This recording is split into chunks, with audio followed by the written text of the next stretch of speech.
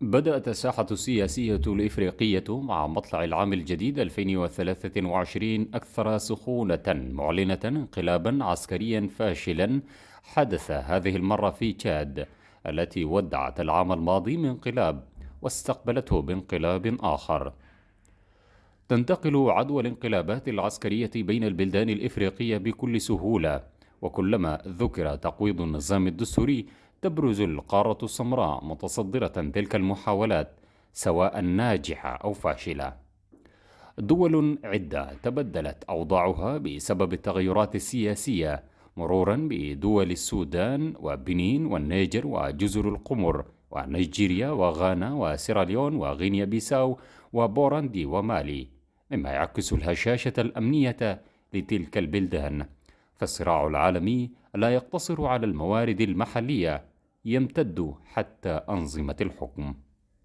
نجد أن السودان يعاني من دخول الدول المجاورة له، التي يعني تجعله معبرا إلى دول أخرى كتغيير الحياة وبحثا عن الاستقرار. من الضروري بمكان أن تدرك السلطة القائمة الآن في السودان الأبعاد المتعددة والآثار المدمرة لصراع القوى الدولية بحكم محاولات الاختراق، والتأثير الذي تمارسه بعض الدول الكبرى داخل إفريقيا.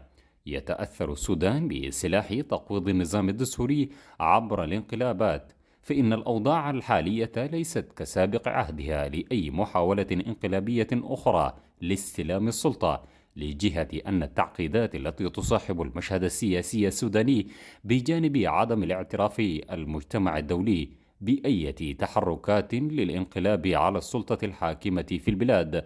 لأن السودان كان واحد من الدول التي كانت تعمل على التحرر الأفريقي، ودعمت كثير جدا من دول التحرر الأفريقي، لكن الشاهد في ذلك أن هذه أتت بانعكاسات داخل الدولة السودانية، باعتبار أن هنالك ديون سابقة واجب سدادها. السودان وبعد ثورة ديسمبر المجيدة مقبل على تغيير الحكم وانتقال ديمقراطي ومدنية الدولة التي يظل ينشدها مئات الشباب، لكنه يعاني في الوصول لهذه الأهداف نسبة للصراع الدائر بين النخب السياسية، وبالتالي يمكن القول إنها قد تنعكس تأثيرات إسقاط الأنظمة الحاكمة في الخرطوم حال نجحت أو فشلت بعقوبات كثيرة، منها حرمان التعامل مع البنوك العالمية والشركات الاستثمارية الكبرى، رفع العصا من المجتمع الدولي لإفريقيا، مما يؤدي لانحسار ظاهرة الانقلابات.